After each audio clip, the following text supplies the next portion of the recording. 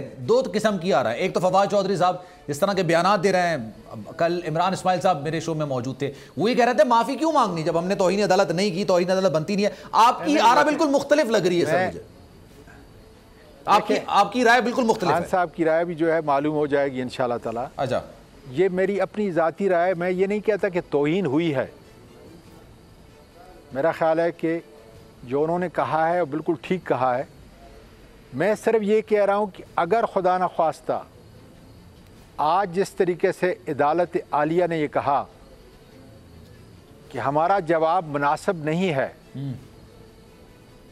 हामिद खान ने कहा कि इस जवाब को हम ठीक करके लेके आएंगे, इसमें कोई हर्ज नहीं है। इसलिए कि हमारी जंग जो है कतन अदलिया से अदालत आलिया के साथ या डिस्ट्रिक्ट कोर्ट के साथ या किसी मजिस्ट्रेट के साथ नहीं है। ठीक है, बिल्कुल सही है।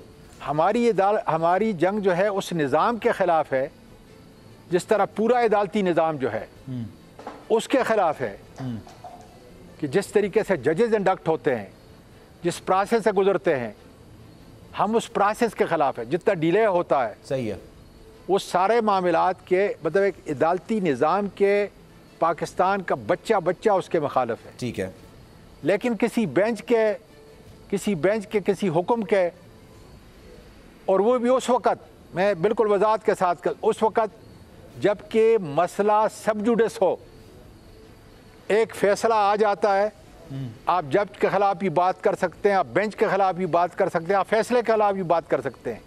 और ये ख़ुद अतर मिनल्लाह साहब की ख़ुद अपनी जजमेंट है कि उसने आज़ादी राय, फ्रीडम ऑफ एक्सप्रेशन को जो है बिल्कुल वाज़ेह कर दिया है कि कहाँ वो रुकेगी। यहाँ मसला ये है कि जो कमेंट किए गए थे, क्योंकि हमारी नज़र के अंदर वो कमेंट जायज़ थे।